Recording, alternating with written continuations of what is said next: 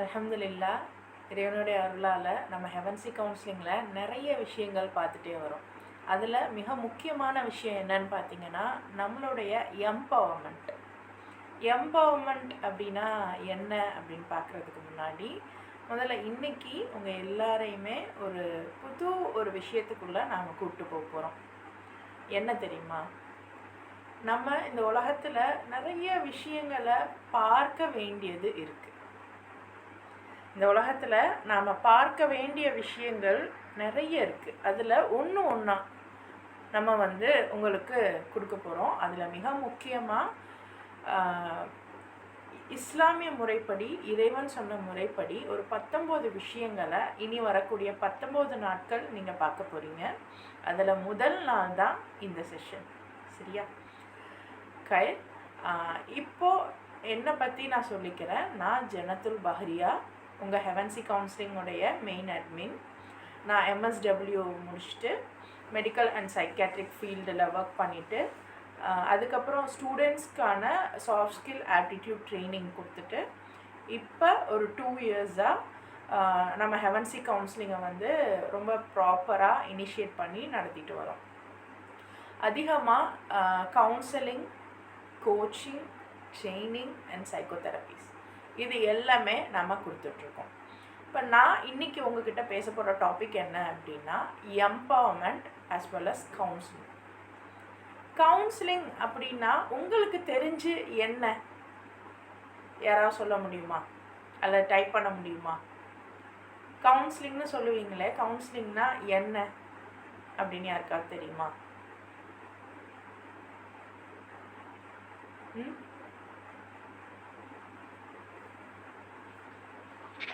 Assalamualaikum warahmatullahi wabarakatuh.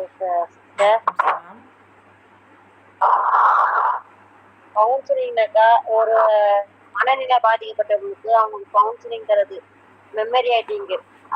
ஓகேம்மா, அல்ஹம்துலில்லாஹ். சில அவங்களுக்கு நார்மலானவங்களுக்கு இது பண்றது. ஓகேம்மா, ஓகே. மியூட் பண்ணிக்கோங்க. Thank you so much. அல்ஹம்துலில்லாஹ். ஸோ எல்லாருக்குமே இந்த ஒரு விஷயந்தான் தெரியும். கவுன்சிலிங் அப்படின்னா ஏதோ மனநல பாதிக்கப்பட்டவங்களுக்கு அது ஒரு விஷயம் பண்ணுவாங்க அப்படின்னு. பட் உண்மை என்னன்னா, கவுன்சிலிங் அப்படிங்கிறதுக்கு ரொம்ப அழகான ஒரு வார்த்தை இருக்குது தமிழில், ஆற்றுப்படுத்துதல். ஆற்றுப்படுத்துதல், ஆறுதல் படுத்துதல் இல்லை, ஆற்றுப்படுத்துதல். ஆறுதல்னா நம்ம என்ன பண்ணுவோம்? யூஸ்வலாக யாராவது நமக்கு பிடிச்சவங்க அழுகிறாங்க அல்லது அவங்க கஷ்டப்படுறாங்க அப்படின்னா, சரி விடு, பரவாயில்ல, பார்த்துக்கிடலாம், விடு, போனது போகட்டும் அப்படின்னு சொல்லி அவங்கள தேத்தி அவங்களுக்கு நமக்கு தெரிஞ்ச விஷயங்களை சொல்லி ஆறுதல் படுத்துவோம் இல்லையா? இது ஆறுதல். பட் ஆற்றுப்படுத்துதல் அப்படிங்கிறது வேறு. அவங்கள முழுசாக ரிலாக்ஸ் பண்ணி அவங்களுடைய சிந்தனையை அவங்களையே சிந்திக்க வைக்கக்கூடிய ஒரு விஷயந்தான் ஆற்றுப்படுத்துதல். என்னுடைய முடிவு, என்னுடைய சிந்தனை, என்னுடைய எண்ணங்கள், இது எல்லாமே நான் தான் செய்யணும். இதைத்தான் இறைவனும் சொல்கிறான். நீங்கள் சிந்தித்து உணருங்கள், இந்த உலகத்தை பாருங்கள், நான் என்னெல்லாம் கொடுத்துருக்கேன்னு பாருங்கள், அதை வச்சு நீங்கள் சிந்திச்சு செயல்படுங்க அப்படின்னு அல்லாஹ் சொல்கிறான். அப்போ அந்த வகையில் கவுன்சிலிங் அப்படின்னா, ஒரு கவுன்சிலிங் கொடுக்கறது அல்லது ஒரு கவுன்சிலிங்க்கு நம்ம போகிறது அப்படிங்கிறது ஒரு சரியான ப்ரொஃபஷனல் கிட்ட நாம் நம்மளுடைய ஆற்றுப்படுத்துறதுக்காக. எவ்வளோ விஷயங்களால் நம்ம மனசு காயப்பட்டிருக்கும். ரொம்ப யார்கிட்ட சொல்கிறதுன்னு தெரியாது. நிறைய பேர் அதை யூஸ் பண்ணி நம்மளை இன்னும் நம்மளை இன்ஃப்ளூயன்ஸ் பண்ணலாம், நம்மளை கஷ்டப்படுத்தலாம், பிளாக்மெயில் பண்ணலாம். இந்த மாதிரி எக்கச்சக்கமானது இருக்கும். அது இவங்க என்ன நினைப்பாங்களோ அப்படின்னா. பட் கவுன்சிலிங்னு வரும்போது நம்ம இந்த பர்சன், அந்த கவுன்சிலர் உங்களை எதுவுமே நினைக்க மாட்டாங்க. அண்ட் ஆக்சுவலாக உங்களை நீங்களே சிந்திக்கிற வகையில் தான் அவங்க உங்களுக்கு எல்லாமே பண்ணுவாங்க. இதை தான் ஹெவன்சி கவுன்சிலிங் தொடர்ந்து உங்களுக்கு கொடுத்துட்டே இருக்குது. நாங்கள் உங்களுக்கு வந்து இந்தந்த விஷயங்கள் இருக்குது, உங்களை சுற்றி இருக்குது பாருங்கள் அப்படின்னு உங்கள் கண்களை தான் நாங்கள் திறந்து காமிக்க திறந்து விடுறோம். அதை தாண்டி எங்களுடைய இன்ஃப்ளூயன்சஸ் நாங்கள் சொல்கிற விஷயத்தை தான் நீங்கள் கேட்கணும் அப்படின்னு நம்ம எப்போவுமே பேச மாட்டோம். நான் முன்னேறணும் அல்லது என்னை சுற்றி உள்ளவங்க முன்னேறணும் அப்படின்னா ஒரே ஒரு தாரக மந்திரம் தான், உங்கள் முடிவுகளை நீங்கள் தான் எடுக்கணும். அப்போது என் முடிவை நான் எடுக்கணும்னா எனக்கு அந்த எம்பவர்மெண்ட் வேணும் அப்படின்னா நான் சில விஷயங்கள் எல்லாம் வந்து என் மனசுலேருந்து வெளியேற்றணும். அதுக்காக நான் போகிற ஒரு இடம் தான் கவுன்சிலிங். சரியா?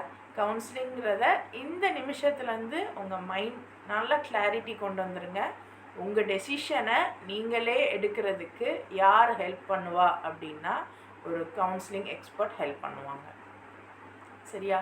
அதுவும் அல் குரான் ரீதியாக குரானை கொண்டு உங்களுக்கு யார் கைட் பண்ணுறாங்களோ, உங்களுக்கு யார் அடுத்த விஷயங்களை கொண்டு செலுத்துகிறாங்களோ அது ஒரு நல்ல விஷயமாக மாறும்.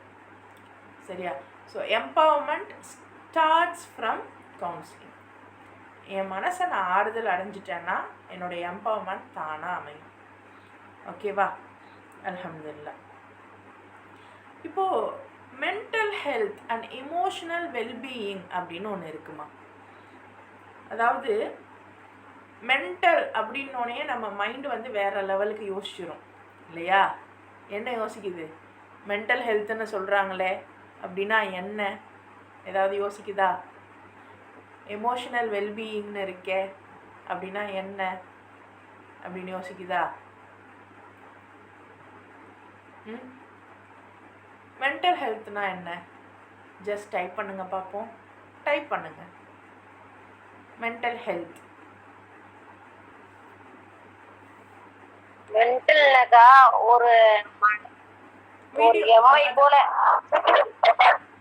எம்ஐ ஒரு எம்ஐ எடுக்கிறாங்க, அந்த நிலையில தன்னிலையே அறியாதிக்கிறாங்க. Okay, mental health. நீங்க கொஞ்சம் மியூட் பண்ணிக்கோங்க. இல்லையா? எம்ஆர்டி முடிச்சுக்கிறேன் சார். எம்ஆர்டி முடிச்சுக்கிறேன் sir. Thank you. So mental health அப்படின்னா இப்போ நம்ம சகோதரி சொன்னது வந்து ஒரு சாதாரண மனிதர்கள் அவங்க இப்படித்தான் திங்க் பண்ணுறாங்க இந்த உலகத்தில். ஆனால் உண்மை என்ன அப்படின்னு பார்த்தீங்கன்னா மென்டல் அப்படிங்கிறது மனம், மூளை சார்ந்த விஷயங்கள், மனம் சார்ந்த விஷயங்கள். இதைத்தான் மென்டல் அண்ட் அதனுடைய ஹெல்த்து தான் மென்டல் ஹெல்த். அப்போது யூஸ்வலாக நம்மளுடைய எண்ணங்கள், நம்மளுடைய செயல்கள், நம்மளுடைய திங்கிங் ப்ராசஸ், எண்ணத்துடைய ஓட்டங்கள், இது எல்லாம் சீராக அமைந்தால் நம் உடலும் உள்ளமும் சீராக அமையும். ஸோ இதை தான் நம்ம வந்து விஷயமாக உங்களுக்கு நம்ம எம்பவர்மெண்ட்டுக்கு கொடுக்கறது. இப்போ என் உள்ளம் எப்போ வந்து சீராக இருக்கும், என் திங்கிங் ப்ராசஸ் எப்போ சீராக இருக்கும் அப்படின்னு பார்த்தீங்கன்னா, என்னை சுற்றி இத்தனை விஷயங்கள் இருக்குது அப்படிங்கிறத நான் உணரும்போது என் மைண்டு சீராக இருக்கும். யோசிச்சு பாருங்களேன், ஒரு குறுகிய வட்டத்துக்குள்ளே மட்டுமே நான் வச்சுருக்கேன் அப்படின்னா, அதை தாண்டி வெளி உலகம் எனக்கு தெரியலை அப்படின்னா நான் அந்த விஷயத்தை பற்றிலாம் எப்படி சிந்திப்பேன்? ஆனால் நம்மளுடைய உள்ளமும் நம்மளுடைய எண்ணங்களும் ரொம்ப ரொம்ப ரொம்ப விசாலமானது. இறைவன் அப்படி தான் படைச்சிருக்கான். இந்த பூமி, இந்த பிரபஞ்சம் எவ்வளோ விசாலமானதோ அந்த அளவுக்கு விசாலமானது நம்மளுடைய உள்ளமும் எண்ணமும். அப்போ அந்த உள்ளமும் எண்ணமும் அவ்வளோ விசாலமானது. ஆனால் அதுக்குள்ளே நம்ம கொஞ்சம் தான் வச்சுருக்கோம்.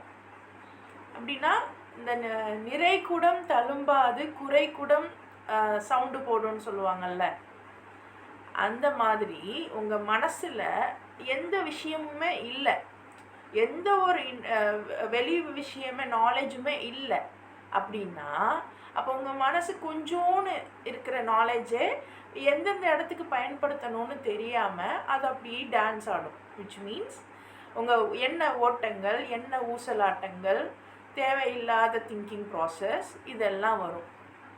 அப்போ இதுக்கு எல்லாம் ஒரு சொல்யூஷனாக தான், ஒரு முன்னேற்பாடாக தான் இந்த 19 டேஸ் நமக்கு இருக்க போகுது. ஆமாம், நமக்கு தான் இப்போ 19 எக்ஸ்பர்ட்ஸ் வர போகிறாங்கல்ல. அப்போ இந்த 19 எக்ஸ்பர்ட்ஸும் அவங்களோட எக்ஸ்பீரியன்ஸ், அவங்களுடைய விஷயங்களெல்லாம் நம்மக்கிட்ட ஷேர் பண்ண போகிறாங்க.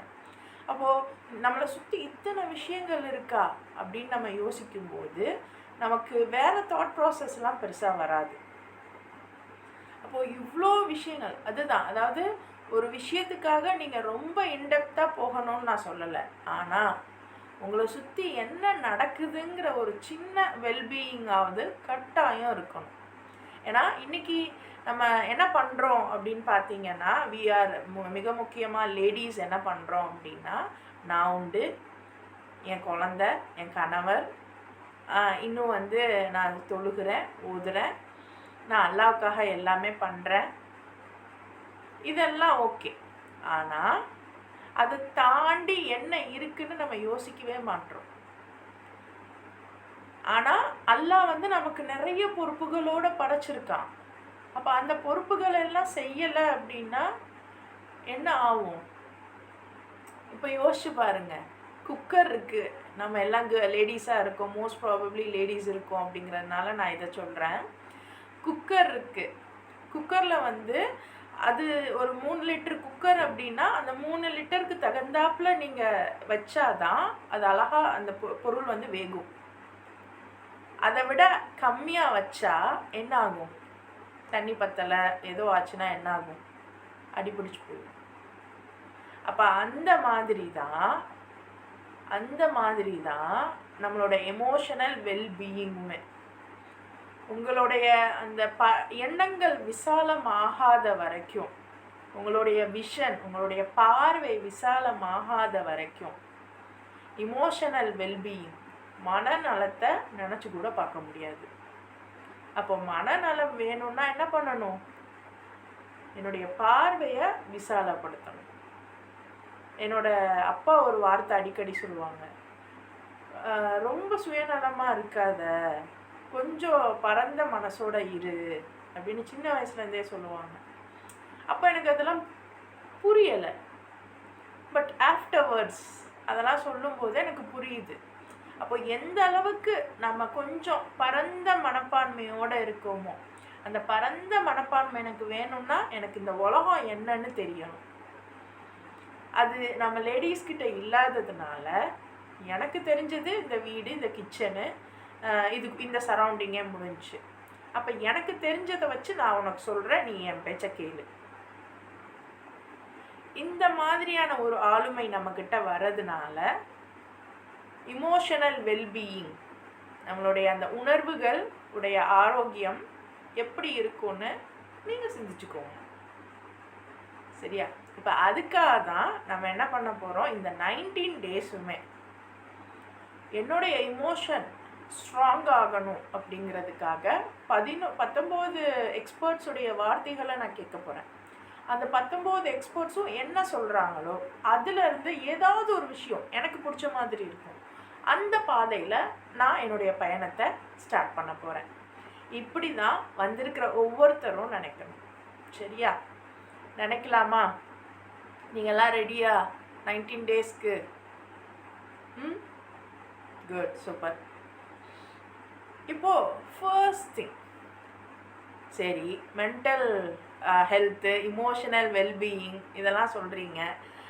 இதில் ரொம்ப முக்கியமான ஒரு விஷயம் என்ன அப்படின்னு பார்த்தீங்கன்னா, ரிலேஷன்ஷிப், உறவுகள். ஸோ இந்த உறவுகளில் கவுன்சிலிங் உடைய ரொம்ப இம்பேக்ட் என்ன? ஏன்னா நான் ஆரம்பத்திலே சொல்லிட்டேன், ஒரு உறுதி வேணும், ஒரு எம்பவர்மெண்ட் வேணும் அப்படின்னா அதில் கவுன்சிலிங்கிறது ரொம்ப ஃபவுண்டேஷன். ஒரு வீட்டை கட்டுறோம் அல்லது நமக்கு பிடிச்சது, நமக்கு தெரிஞ்சதே சொல்கிறேன், சமையல் அப்படின்னா அந்த வெங்காயம் தக்காளி தான் பேஸு. அதுக்கப்புறம் எல்லாத்தையும் நம்ம வச்சு அது கறி போட்டால் கறி, பருப்பு அல்லது வேறு என்ன எது போட்டோ அதுக்கு மேலே ஒரு குழம்பு போட்டு வச்சிடுறோம். லைக் அந்த மாதிரி எல்லா விஷயத்துக்குமே கவுன்சிலிங் ஒரு பேஸ். பட் அந்த நீங்கள் போகிற அந்த கவுன்சிலர் அதுக்கு தகுந்தாப்புல இருக்கணும். I am not promoting here counselling, but அதனுடைய விஷயம் என்ன அப்படிங்கிறத உங்களுக்கு நான் புரிய வைக்கிறேன். சரியா? அப்போ ரிலேஷன்ஷிப், அப்போ எந்த இடத்துலையுமே நான் என் மனசு ரிலாக்ஸாக இருக்கணும். ஏன்னா நான் ரிலாக்ஸாக இருந்தால் தான் அடுத்த செயலை என்னால் செய்ய முடியும், இல்லையா? நம்ம ஒரு நதியில் போகிறோம், பயணம் போகிறோம், படகுல போகும்போது அந்த நதி காமாக போச்சுன்னா தான் நமக்கு அந்த படகுல போக வசதியாக இருக்கும். அந்த நதி எவ்வளோ முன்ன பின்ன போனாலுமே ஏதாவது ஒரு இடத்துல காம் ஆகாதா, அமைதி ஆகாதா அப்படின்னு நம்ம மனசு ஆசைப்படும். அப்படி அந்த அமைதி ஆகக்கூடிய அந்த இடம்தான் கவுன்சிலிங். அப்போது விஷயம், உங்களுடைய உறவுகளை நீங்கள் எந்த அளவுக்கு சீர்படுத்திக்கிறீங்களோ அந்த அளவுக்கு உங்களால் வெளி உலகத்தை கொஞ்சம் விசாலமாக பார்க்க முடியும். நான் வெளி உலகத்தை பார்க்கணும் அப்படிங்கிறதுக்காக உறவுகளை விட்டுட்டு போகணும்னு இல்லை, அது ரொம்ப முக்கியம். ஏன்னா இன்னைக்கு ஃபெமினிசம்ங்கிற பேரில் நமக்கு என்ன கொண்டு வந்து கொடுத்துருக்காங்க அப்படின்னு பார்த்தீங்கன்னா, ஃபேமிலிலாம் வேணாம். இன்ஃபேக்ட் இன்னொன்று சொல்லுவாங்க, என்னோடய ஃப்ரெண்டு கூட ஜிம் போகிறாங்க. அவங்க என்ன சொன்னாங்கன்னா, பாருங்கள் வீட்டில் கிச்சன்லையே இருக்க வைக்கணுங்கிறதுக்காக தான் அம்மிலாம் அரைக்க சொன்னாங்க, இது துணியெல்லாம் துவைக்க சொல்கிறாங்க, பெண்கள் என்ன எப்போ பாரு கிச்சன்லேயே இருக்கணுமா அப்படின்னு சொல்லுவாங்க. நான் கூட யோசிப்பேன், ஆமாம்ல அப்படின்னு. ஆனால் சொல்லிவிட்டு அந்த பொண்ணை என்ன பண்ணுவாங்கன்னா ஜிம்முக்கு போவாங்க. இதில் என்ன சுப்பீரியர் அப்படின்னா, ஜிம்மில் நாம் பணம் கொடுத்து அதே வேலைகளை நம்ம பெரியவங்க பண்ணாங்க இல்லையா, ஏன்ஷியன்ட் டைம், அதாவது நம்ம சின்ன பிள்ளையா இருக்கும்போது பண்ணியிருப்பாங்க. இந்த நெல் குத்துறது, அம்மி அரைக்கிறது, மாவாட்டுறது, இதெல்லாம் ஜிம்மில் பண்ணிகிட்ருக்காங்க. அண்ட் அது பண்ணுறத பெருமையாகவும் நினைக்கிறாங்க. ஆனால் வீட்டில் உள்ளதை செய்யும்போது அது அவங்களுக்கு பெருமையாக இல்லை. ஆனால் எந்த ஒரு விஷயமும் வீட்டிலேருந்து தான் ஆரம்பிக்குது. உங்கள் வீட்டை நீங்கள் ஆரோக்கியமாக வச்சுக்கிட்டா தான் உங்களால் வெளி உலகத்தை பார்க்க முடியும். ஸோ ரிலேஷன்ஷிப் அப்படிங்கிறது ரொம்ப ரொம்ப ரொம்ப முக்கியமானது. ஒன்று, நீங்கள் உங்கள் எல்லா விஷயத்தையும் ரிலேஷன்ஷிப்க்கு மட்டுமே செலவு பண்ணக்கூடாது. அதே மாதிரி எல்லா விஷயத்தையுமே வெளியில் மட்டுமே பண்ணக்கூடாது. இது ரெண்டுத்துக்கும் இடைப்பட்டு தான் நீங்கள் இருக்கணும். அந்த பேலன்சிங், தட்ஸ் தி மேட்டர். இது ரெண்டத்தையும் இறைவன் என்ன சொல்கிறான், எந்த விஷயத்துலையுமே எக்ஸ்ட்ரீம் போகாதீங்க, நடுநிலையாக இருங்க, இப்படி தான் எல்லாம் சொல்லுவான். அப்போது இந்த மாதிரி நம்ம எக்ஸ்ட்ரீம் போகாமல் நடுநிலையாக இருக்கணும் உறவுகள் விஷயத்தில். அப்போ உங்கள் உறவுகள் இடையில் உங்களுக்கு ஏற்படக்கூடிய சின்ன சின்ன விஷயங்களுக்கு நீங்களே உட்கார்ந்து பேசலாம். அது முடியாத பட்சத்தில் you can go for a counselling. அது தப்பே கிடையாது, சரியா? இன்ஃபேக்ட் நம்ம எவ்வளவோ செலவு பண்ணுறோம், அதை தாண்டி இந்த விஷயம் கரெக்டாக போகணும் அப்படின்னா ரிலேஷன்ஷிப்புக்கு நீங்கள் பயன்படுத்தணும், சரியா? ரெண்டாவது, சரி எனக்கு ரிலேஷன்ஷிப் இருக்குது, எனக்கு ஒரு நல்ல இதெல்லாம் இருக்குது, அதுக்கடுத்து என்னுடைய எம்பவர்மெண்ட்டுக்கு என்ன? உங்களுடைய குழந்தைகள், கணவர், இவர்களை எல்லாம் நீங்கள் பார்த்துக்கிறது நம்மளுடைய என்ன சொல்கிறது, உரிமை, நம்மளுடைய கடமை தான். ஆனால் பார்த்துக்கிறது மட்டும்தான், அவங்களுக்கு எல்லா ஊழியமும் நீங்கள் தான் செய்யணும்லாம் கிடையாது. இதை தயவு செஞ்சு இப்போலேருந்து மைண்டில் ஃபிக்ஸ் பண்ணுங்க. ஒரு 5 வயசு இப்போ யோசிச்சு பாருங்களேன், உங்கள் குழந்தை இருக்குது, உங்கள் குழந்தை ரெஸ்ட் ரூம் போகுது. அப்போ ஒரு வயசு வரைக்கும் தான் அந்த குழந்தையோடைய ரெஸ்ட் ரூமை நீங்கள் க்ளீன் பண்ணுவீங்க. அதுக்கப்புறம் அந்த குழந்தையவே அந்த ரெஸ்ட் ரூமை க்ளீன் பண்ண பழக்கப்படுத்துவீங்க, இல்லையா? பட் நம்ம எல்லாம் எத்தனை பேர் ஒரு குறிப்பிட்ட வயசுக்கு அப்புறம் நம்ம குழந்தைங்களை மற்ற விஷயங்களுக்கு பழக்கப்படுத்துகிறோம். உன்னோட துணியை நீயே துவை, துணியை மடித்து வை, சாப்பிட்ட தட்டை கழுவு, யாருமே சொல்ல மாட்டோம். நான் தான் கஷ்டப்பட்டுட்டேன், என் பிள்ளை இதாக இருக்கட்டும், என் பிள்ளைக்கு நான் வகை வகையாக சமைச்சு தரேன், அவள் சாப்பிட்டோம், நல்லா இருக்கட்டும், ரெஸ்ட் எடுக்கட்டும், படிச்சுட்டு வரா, டயர்டாக இருப்பாள். இப்படி பார்த்து பார்த்து உங்கள் குழந்தைங்களுக்கு நீங்கள் எதுவுமே கொடுக்காம விட்டுட்டு இன்றைக்கி அதிகமான பெற்றோர்கள் நல்லா ஸ்லிம்மாக சூப்பராக இருக்கீங்க. குழந்தைங்க பார்த்தீங்கன்னா கொஞ்சம் ஓவர் வெயிட்டாக, கொஞ்சம் அவங்களுக்கு வந்து அந்த ஸ்டாமினா இல்லாமல்லாம் இருக்காங்க. ஸோ ரிலேஷன்ஷிப்பை கரெக்டாக இது பண்ணுங்கள். அதை தாண்டி உங்களுக்குன்னு ஒரு ப்ரொஃபஷனல் க்ரோத் இருக்கணும். இன்றைக்கி அதிகமாக நான் படிக்கலை, எனக்கு வந்து எனக்கு வேலைக்கு போக முடியாது, எங்கள் வீட்டில் அலோவ் பண்ண மாட்டாங்க. கரியர் ப்ரொஃபஷனல் அப்படின்னா அது வேலை மட்டும் கிடையாது, சரியா? இந்த பிக்சரை பார்த்துட்டு இந்த மாதிரிலாம் நம்ம ட்ரெஸ் போட்டுட்டு போகணும் அப்படிலாம் கிடையாது. நான் ஏன் இந்த பிக்சர் உங்களுக்கு வச்சேன் அப்படின்னா, உலகம் இப்படி தான் காமிக்கும். பட் நாம் குரான் தெரிஞ்சவங்க, குரான் படித்தவங்க, குரான் புரிஞ்சவங்க, இப்போ குரானுடைய ஐடியாலஜியில் சிந்திக்கணும். ஆனால் ஒரு சில விஷயங்கள் இதோட இன்டர்ரிலேட், அதான் கண்ணை தொடர்ந்து கொஞ்சம் ஓவராக அப்படி எக்ஸ்பேண்ட் பண்ணி பார்க்கணும். உங்களுக்கு ஒரு விஷயம் தெரியுமா, ஜென்ஸை விட லேடிஸ்க்கு விசாலமான பார்வை இருக்குது. ஜென்ஸை விட அது வந்து பை ஜீன் பயாலஜிக்கலாகவே இருக்குது. ஜென்ஸ்க்கு வந்து ஷார்ப் ஐசைட் இருக்கும், நமக்கு வந்து ப்ராட் என்லார்ஜ்டு ஐசைட் இருக்கும். அப்போது இந்த கரியர் ப்ரொஃபஷன் அப்படின்னு வரும்போது நம்மளுடைய விஷயம் என்ன அப்படின்னா, நான் என்னுடைய எக்கனாமிக்கலுக்கு, ஏன்னா இன்றைக்கி இருக்கிற சூழலில் ஒரு பொருளாதாரம் இல்லாமல் எதுவுமே இல்லை. பட் நம்மளுடைய ஹஸ்பண்ட்ஸ் நல்ல பொருளாதாரத்தில் நல்லபடியாக இருப்பாங்க.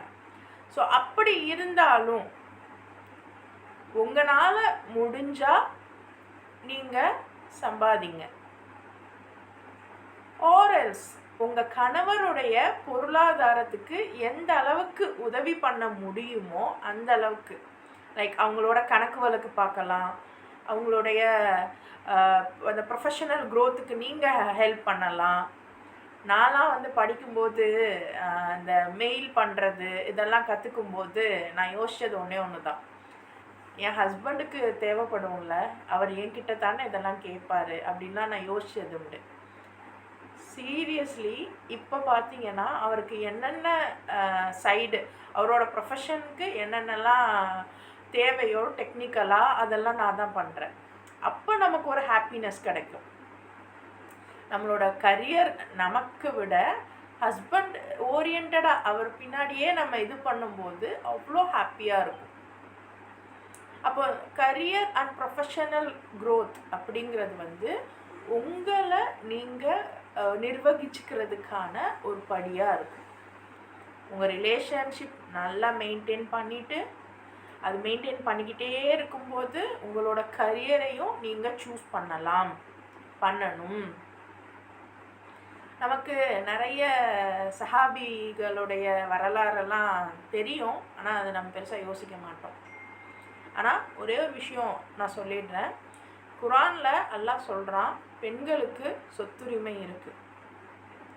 பெண்களுக்கு சொத்துரிமை இருக்குது தன்னுடைய அத்தை அம்மா கிட்ட அப்படின்னா, அப்போ கட்டாயம் ஒவ்வொரு பெண்ணுக்குமே அத்தை அம்மாவை பார்க்குற கடமையும் இருக்குது. ஆணுக்கு 2, அதாவது ஆணோட பங்குல 2ல் 1 பங்கு பெண்ணுக்கு வரும். அப்போ ஆண் ஒரு 10,000 ரூபா கொடுத்து அவங்க பேரண்ட்டை பார்த்துக்கிறான் அப்படின்னா, ஒரு பெண் கட்டாயம் ஒரு 5,000 ரூபாவாவது கொடுக்கணும். நம்ம அதை பற்றிலாம் யோசிக்கிறதே இல்லை. நான் என் ஃபேமிலி, என் ஹஸ்பண்ட், என்னோட குழந்த, நம்மளை பெற்ற அத்தம்மா, அந்த மனுஷன் எவ்வளோ தான் பண்ணுவார், நம்ம ஹஸ்பண்டும் எவ்வளோ தான் பண்ணுவார். அண்ட் இதெல்லாம் விடுங்க, மொதல் விஷயம் நீங்கள் கரியர்னு போய் பாருங்கம்மா, வேலைன்னு எங்கேயாவது போய் பாருங்க, அப்போ தெரியும் வீட்டில் எவ்வளோ மகாராணியாக நீங்கள் இருக்கீங்கன்னு. ஸோ வலிவர்த்தம் தெரியணும் இன்றைக்கி இருக்கிற பெண்களுக்கு. ஸோ கரியர் அண்ட் ப்ரொஃபஷன் வந்து ரொம்ப முக்கியம். அதை நம்ம வந்து இது பண்ணணும். அண்டு மூணாவது அகாடமிக் கல்வி அப்படிங்கிறது வரும்போது நீங்கள் எந்த அளவுக்கு கல்வி உங்களுக்கு கிடைக்குதோ அந்த அளவுக்கு நீங்கள் எம்பவர் ஆகலாம், நீங்கள் ரொம்ப பலசாலி ஆகலாம், ரொம்ப ஒரு எம்பவர்டு உமனாக இருக்கலாம். நான் இங்கே முழுக்க உமனை பற்றியே பேசுகிறேன்னு பார்க்க வேண்டாம்.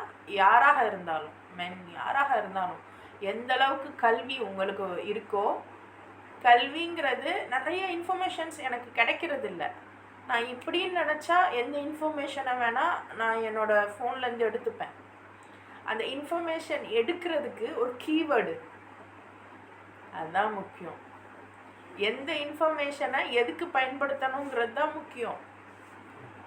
இன்ஃபர்மேஷன்ஸ் அப்படிங்கிறது காய்கறி மாதிரி. காய்கறியை வந்து நீங்கள் எப்போ வேணால் கடையில் போய் டக்குன்னு வாங்கிட்டு வந்துடலாம். ஆனால் அதை எந்த பாத்திரம் கூட கிடைக்கும், எந்த பாத்திரத்தில் எவ்வளோ போடணும், எப்படி வெட்டணும், இந்த ப்ராசஸ் இருக்குல்ல, இதுக்கு பேர் தான் கல்வி. அப்போ இந்த மாதிரி கல்வியை நீங்கள் தேடி தேடி கண்டுபிடிங்க. என் வாழ்க்கையை நான் வாழ்கிறதுக்கு, நல்லது கெட்டது தெரிகிறதுக்கு, பிரித்து பார்க்குறதுக்கு நான் என்ன படிக்கணும். இன்றைக்கி நிறைய எஜுகேஷன் வந்து பெண்களுக்காக இருக்கட்டும், குழந்தைங்களுக்காக இருக்கட்டும், அவ்வளோ அவ்வளோ அவ்வளோ ஒரு பெரிய பிஸ்னஸ் மார்க்கெட்டாக இருக்குது. சுபஹானல்லாஹ், அவ்வளோ பெரிய மார்க்கெட். ஏன்னா கல்விங்கிற பேரில் என்ன சொன்னாலும் நம்ம வாங்குறதுக்கு ரெடியாக இருக்கோம். பட் கல்வி அப்படிங்கிறது மிக முக்கியமாக குரானை தவிர வேறு எங்கேயுமே கிடைக்காதுமா. நீங்கள் குரானை படிக்காமல் எந்த புத்தகம் படித்தாலும் உங்களால் சரியான விஷயத்தை அணுக முடியாது. அதே சமயம் குரானை நீங்கள் வந்து தஜ்வீதுக்காக மட்டும் படிக்கிறீங்க, அழகா அந்த ரெசிட்டேஷன் அழகா இருக்கணுங்கிறதுக்காக மட்டும் படிக்கிறீங்கன்னா குரான் படித்து பிரயோஜனமே இல்லை. எஸ், குரான் படித்து பிரயோஜனமே இல்லை. எப்போ குரான் பிரயோஜனம் கொடுக்கும்? அல்லாஹ் சொல்கிறானே, நீங்கள் திக்கி திக்கி ஓதுனா கூட உங்களுக்கு நான் நன்மை தரேங்கிறானே. ஆனால் ஓதுங்க. அன்னைக்கு நபி ஸல்லல்லாஹு அலைஹி வஸல்லம் காலத்தில் அவருக்கு அவருடைய சொசைட்டிக்கு அரபி புரிஞ்சுது, அதனால் அவங்களுக்கு ஓதுனாவே போதும். நமக்கு அரபி புரியுதா? அப்போ நாம் புரியுதா அப்படிங்கிறத காட்டிலும் இன்னைக்கு அதை புரிஞ்சுக்கிறதுக்கு வாங்க இதை படிங்க அப்படின்னாலும் நம்மள எத்தனை பேர் ரெடியாக இருக்கோம்? உங்கள் குழந்தைங்கள இந்த மாதிரி எஜுகேஷன் குரான் புரிதல் வகுப்புக்கு அனுப்புங்க அப்படின்னா எத்தனை பேர் ரெடியாக இருக்கும்? ஸ்கூல் போகணும், டியூஷன் போகணும். ஸ்கூலோட டியூஷனோட அல்லாவுடைய குரான் இல்லை, அதுவும் மதரசாவும் போகுது. என்ன மதரசா? மாஷா அல்லாஹ், மதரசாவில் தஜ்வீத் சொல்லித்தராங்க, எல்லாம் ஓகே. நீங்கள் எத்தனை பேர் குரானுடைய ரிஃப்ளெக்ஷன்ஸும் சொல்லி கொடுங்கன்னு கேட்குறீங்க? அண்ட் மாஷா அல்லாஹ், ஒரு கொஞ்ச நாள் முன்னாடி நம்ம குரான் கிளாஸஸ் எடுக்கும்போது அப்போ சகோதரிகள் சொன்னாங்க, இந்த மாதிரி நான் போய் மதரசாவில் கேட்டேன் சொல்லி கொடுங்கன்னு சொல்லி அப்படின்லாம் சொன்னாங்க. ஸோ அந்த மாதிரி நீங்கள் சொல்கிறீங்க அப்படின்னா இட்ஸ் ஸோ குட், அல்ஹம்துலில்லாஹ். சரியா? அப்போது அகாடமிக் அண்ட் எஜுகேஷனல் சப்போர்ட் வந்து அல் குரானில் தான் மிக முக்கியமாக இருக்குது. அண்ட் அல் குரானுடைய ரிஃப்ளெக்ஷன்ஸ் நீங்கள் வந்து பார்க்கணும். சரியா? ஸோ இதெல்லாம் வச்சு தான் உங்களுடைய பேரண்டிங் இருக்கும். இதெல்லாம் வச்சு தான் உங்களுடைய பேரண்டிங் இருக்கும். ஒரு நிமிஷம்.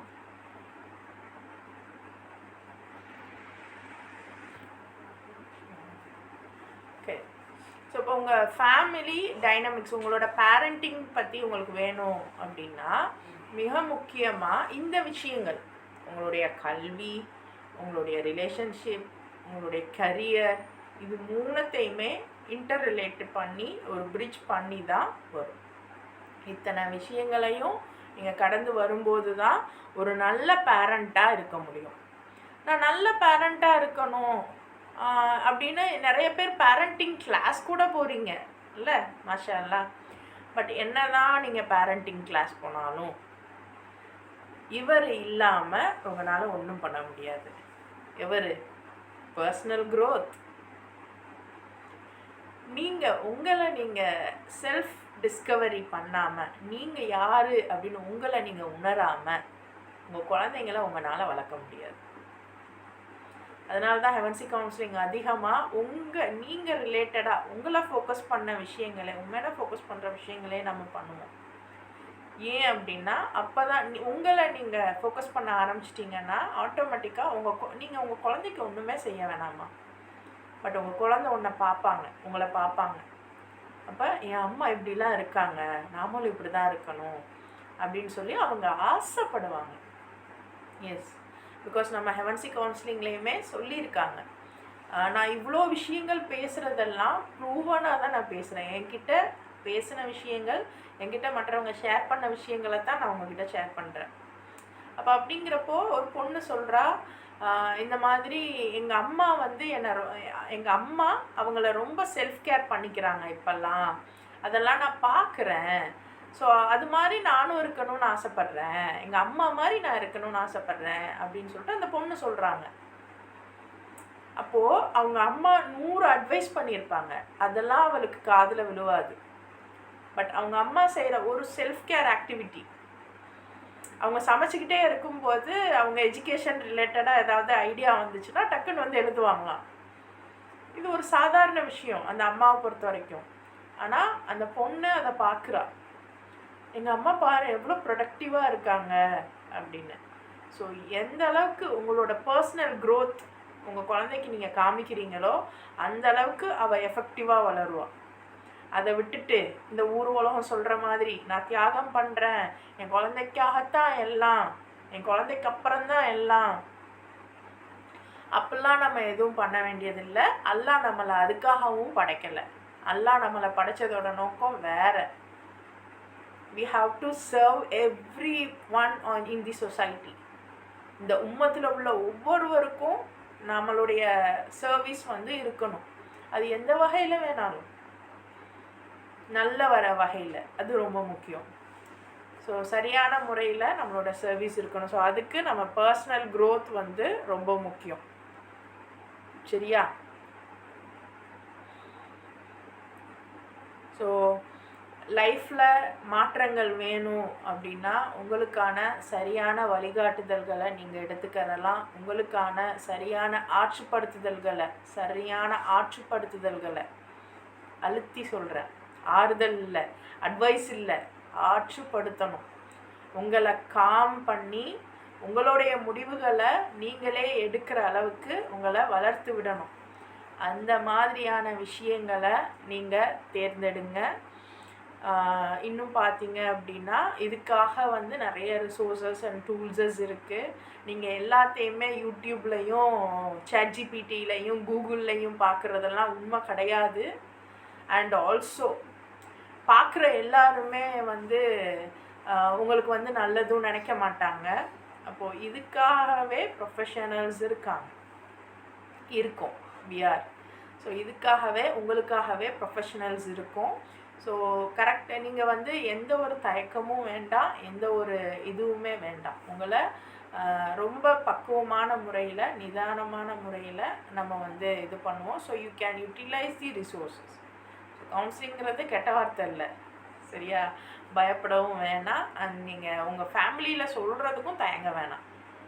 இது வந்து குரான் எந்த அளவுக்கு ரொம்ப ஒரு சூப்பர் ஹோலிஸ்டிக் விஷயமோ அந்த மாதிரி கவுன்சிலிங். அதுக்குன்னு நான் குரானை கவுன்சிலிங்கோடலாம் கம்பேர் பண்ணலை, இறைவன் பாதுகாப்பானாக.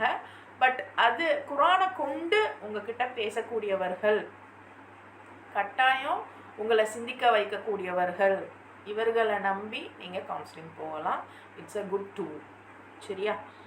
அண்டு அல்ஹம்துலில்லாஹ் நம்ம ஹெவன்சி கவுன்சிலிங்லேயுமே வந்து நிறைய ப்ரோக்ராம்ஸ் இன்ஷால்லா நம்ம இது பண்ணியிருக்கோம் for all your empowerment. And அதுக்காக நம்ம எல்லோரும் ஒன்றிணைவோம் இன்ஷால்லா. எல்லோரும் ஒற்றுமையாக சேர்ந்து, ஒற்றுமையாக கல்வி கற்று, ஒற்றுமையாக பயிற்சி பெற்று, ஒற்றுமையாக எம்பவர் ஆகுவோம் இன்ஷால்லா. ஏன்னா நம்மளுடைய பர்பஸ் உலகத்தில்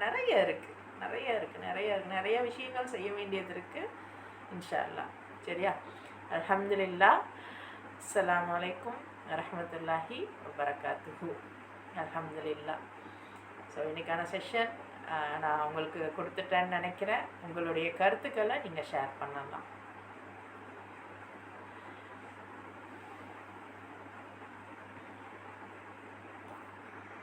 அல்ஹம்துலில்லாஹ்.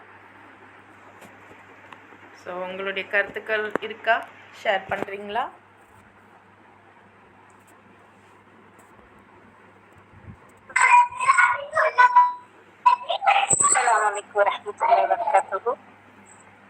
ரிலேஷன்ஷிப்ல எப்படி நம்ம நடந்துக்கணும், உலகத்துலயும் சரி வீட்லயும் சரி அப்படின்றது நல்லா அழகா சொல்றீங்க. அதுக்கப்புறமா குழந்தைங்க கிட்ட எல்லாமே நம்ம தான் எடுத்து போட்டுக்கிறாங்க, எல்லாத்துக்கும் பங்கு போட்டு வேலையை பகிர்வது ரொம்ப நல்லதுன்னு சொல்லிருந்தீங்க. அதுவும் ரொம்ப பிடிச்சிருந்துச்சு எனக்கு. ஏன்னா அந்த காலத்துல அப்படி இருந்தனாலதான் குடும்பம் நன்றாக இருந்தது, ஆரோக்கியமாகவும் இருந்தது. இன்றைய காலத்துல அவ படிக்கிறா, அவ காலேஜ் போயிட்டு வரா, அவ டியூஷன் போயிட்டு வரா, அவ அரபி போயிட்டு வரா, வேணா நம்மளே பாத்துக்கிறோம், பாவம் டயர்ட் ஆயிட்டா அப்படின்னு ஒரு இரக்க குணத்தோட அந்த குழந்தைங்களும் நமக்கு எடுத்துட்டோம் அப்படின்றது புரிஞ்சுக்கிற முடிஞ்சிருச்சு. அதுக்கப்புறமா சுயநலமா இருக்கக்கூடாது அப்படின்னு சொல்லியிருந்தீங்க. அதுவும் ரொம்ப நல்லா இருந்தது. எப்பவுமே நம்ம சுயநலமா இருக்கிறோம், நமக்கு நமக்கு நமக்குன்னு எப்படின்னா எல்லாருக்கும் நமக்கு எது தெரியுதோ மத்தவங்களுக்கு அதை சொல்லணும். அது நம்ம இஸ்லாம் சொல்லி தந்திருக்கு. நபி ஸல்லல்லாஹு அலைஹி வஸல்லம் நீங்க ஏதாவது ஒரு விஷயம் என்கிட்ட இருந்து கேட்டீங்கன்னா மத்தவங்களுக்கு எத்தி வைங்கன்னு ஹதீஸ் சொன்னாங்க. ஆனா அதை நம்ம புரிஞ்சுக்கிட்ட வெறும் ஹதீஸை மட்டும்தான் சொல்லணும், நம்ம புரிஞ்சுக்கிட்ட விதம் தப்பு. ஆனா எல்லா விஷயத்தையும் எல்லாருக்கும் நம்ம எடுத்து வைக்கணும் அப்படின்றத எப்பவுமே புரிஞ்சுக்கிட்டேன். நமக்கு ஏதோ ஒண்ணு நம்மளால காசு பணம் சம்பாதிக்க முடியல, நம்ம காசு பணம் கொடுக்க முடியல, நம்மள்ட்ட எந்த கல்வி இருக்கோ அதை நம்ம கொடுக்கணும். அந்த மாதிரி நம்ம கிட்ட எல்லாமே வச்சுக்கிட்டா நல்லது இல்லை அப்படின்றதையும் தெரிஞ்சுக்கிட்டேன். அதுதான் சொன்னீங்க, எஜுகேஷன் நமக்கு ரொம்ப முக்கியம். அந்த எஜுகேஷன் மட்டும் முடியாது, குரான் மட்டும் முடியாது. எப்படின்னா குரானும் வேணும், உலக கல்வி வேணும், மாற்றுகள். குரானை மட்டும் தஜ்வீதோட படிக்கிறோம், குரான் மட்டும் எனக்கு நல்லா தெரியும், நான் ஆலிமா, நான் பெரிய எனக்கு எல்லாம் படிச்சிருக்கேன் அப்படின்றதுனால அதனால அதிகமான புரோஜனம் இல்லை. ஆலிமாக படிச்சிருந்தாலும் உலக கல்வி இல்லாம அதை எப்படி ஒப்பிட்டு பார்க்கணும் அப்படின்றது நமக்கு தெரியல. உலக கல்வியோடு சேர்ந்த மார்க்க கல்வி அதை புரிஞ்சுக்கிறோம். உலக கல்வியோட சேர்ந்த மார்க்க கல்வி இப்ப ஸ்கூல்ஸ்ல நிறைய வந்துருச்சு. ஆனாலும் அப்படிப்பட்டவங்கள்ட்ட போய் நம்ம கேட்கும் போது அவங்களுக்கும் ஒன்றும் தெரிய மாட்டேங்குது. அதை நம்ம எப்படி கொண்டு போகணுன்றத அல்ஹம்துலில்லாஹ் அழகா சொல்லி எனக்கு ரொம்ப பிடிச்சிருந்துச்சு. ஏன்னா நம்ம தஜ்வீதோட ஒரு நாள் அழகுதான். ஏன்னா இலக்கிய நடைகளோட ஓதும் போது ஒரு அழகுதான், சூப்பரா இருக்கும், கேட்கறதுக்கும் ரொம்ப நல்லா இருக்கும், அதனால நல்லா கிடைக்கும். அவ்வளவுதான். இறைவன் சொன்ன விஷயத்த நம்ம எத்தி வைக்கலையே அப்படின்றது இதுல இருந்து புரிய முடிஞ்சிச்சு. அல்ஹம்துலில்லாஹ் எல்லா விஷயத்தையும் அழகா சொல்லியிருந்தீங்க. இன்ஷா அல்லாஹ் எல்லாத்தையும் நாங்க நடைமுறைப்படுத்தணும். இறைவனிடம் துஆ செய்யுங்க, அதற்கு எல்லாரையும் ஒத்துழைக்கணும் அப்படின்றது என்னுடைய ஆசை. நான் ஒத்துழைக்கணும் அப்படின்றது என்னுடைய ஆசை. நீங்க சொன்னீங்க பாத்தீங்களா, கணவனுக்கு நான் ஹெல்ப் பண்றதுக்கு. இப்பதான் நினைக்கிறேன், என் கணவனுக்கு நான் நிறைய ஹெல்ப் பண்ணுவேன், அவரும் எனக்கு ஹெல்ப் பண்ணுவாரு. ஆனா நான் சொல்லுவேன், இவருக்கு ஒண்ணுமே சமைக்க தெரியாது, ஒண்ணும் செய்ய மாட்டாரு.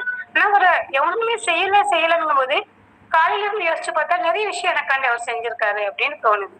அப்போ பார்ட்னர் அப்படின்னு நம்மளுடைய லைஃப் பார்ட்னர் அவர் தான் அப்படின்றது தெரியும் போது அவரும் நமக்கு வேலை செய்யறாரு, நம்மளும் அவருக்கு வேலை செய்யறோம், அது புரிய முடிஞ்சிச்சு.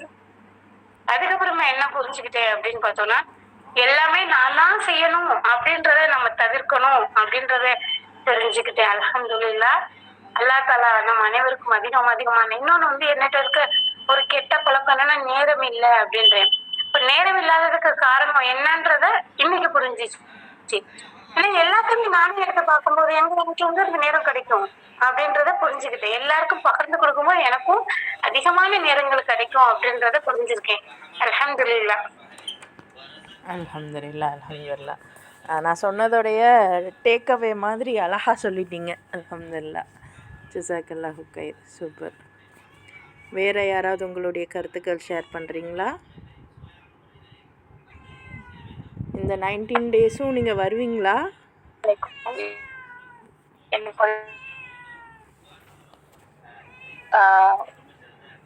ஒரு டவுட் கிடையாது. கண்டிப்பா இன்ஷா அல்லாஹ். ஹலோ சொல்லுங்கம்மா. ஹலோ மேம், இது வந்துட்டு இப்போ விமன் வந்து நம்ம வந்து ஒரு பர்சனல் மாடல்ஸ் எல்லாத்துக்குமே வந்து நம்ம ஒரு நல்ல எஃபர்ட் போடுறோம். அண்ட் எப்படி சொல்றது, ஏதோ ஒரு லேர்னிங் லைஃப்ல இருந்துட்டே இருக்கு. அண்ட் நம்ம மாம்ஸும் அப்படிதான். அவங்க வந்து குழந்தைக்காக ஹஸ்பண்ட்காக அப்படியே வந்து நிறைய வாழ்ந்துட்டாங்க.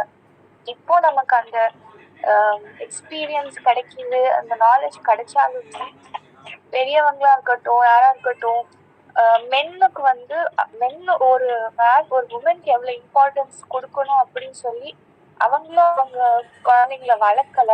நம்மளையும் வந்து அந்த மாதிரி சம்டைம்ஸ் வந்து ரொம்ப ஸ்டீரியோ டைப் பண்றாங்க. கரெக்டா?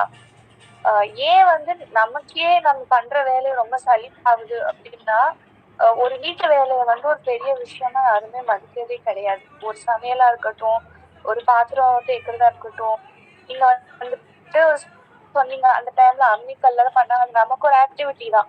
ஆனா அது ஏன் ஜிம்ல போய் பண்ணும்போது நமக்கு வந்து அது ஒரு ப்ரௌடா ஃபீல் ஆகுது. Because at least there is somebody recognising நம்மளோட எஃபர்ட்டை. ஒரு ஜிம் ட்ரைனர் கூட யாராவது ஒருத்தவங்க வந்து ரெகக்னைஸ் பண்றாங்க, அப்ரிஷியேட் பண்றாங்க, நமக்கு ஒரு ப்ராக்ரஸ் தெரியுது.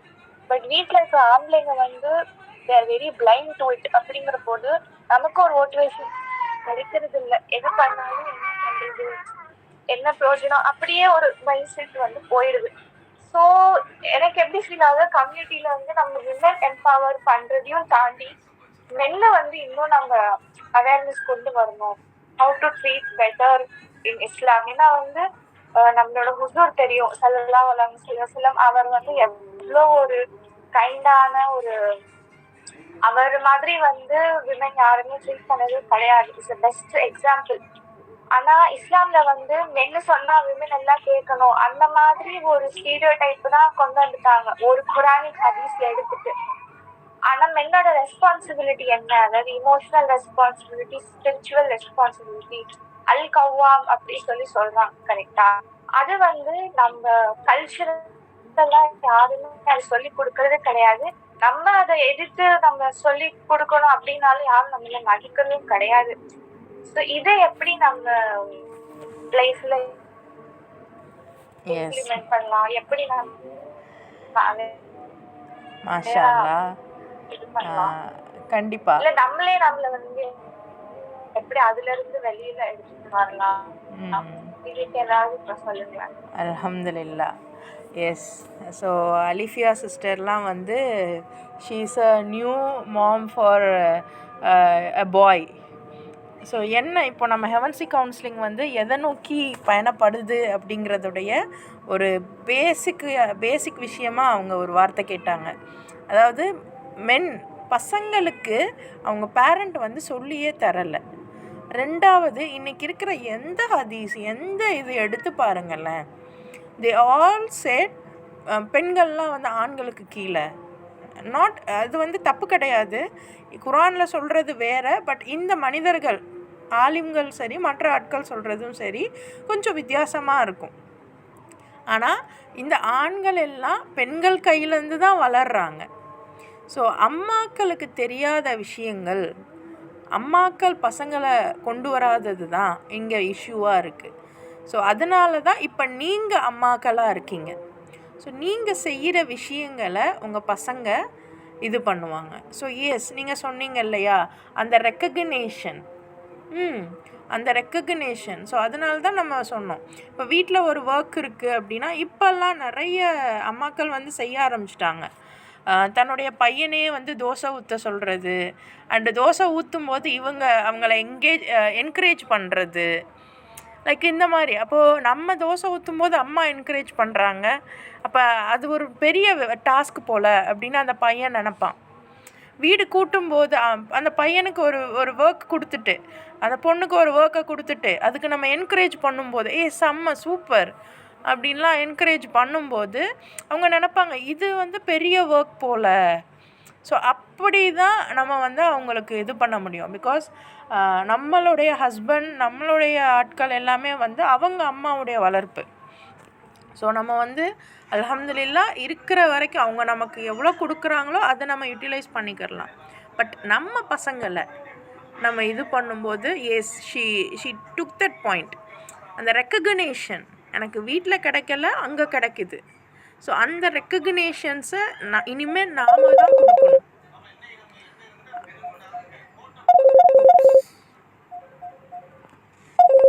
யாரு அந்த ரெக்கக்னேஷனை வந்து நாம தான் கொடுக்கணும். ஸோ அதுதான் வந்து நம்ம இது பண்ணணும் இன்ஷா அல்லாஹ். இங்கே ஓகே.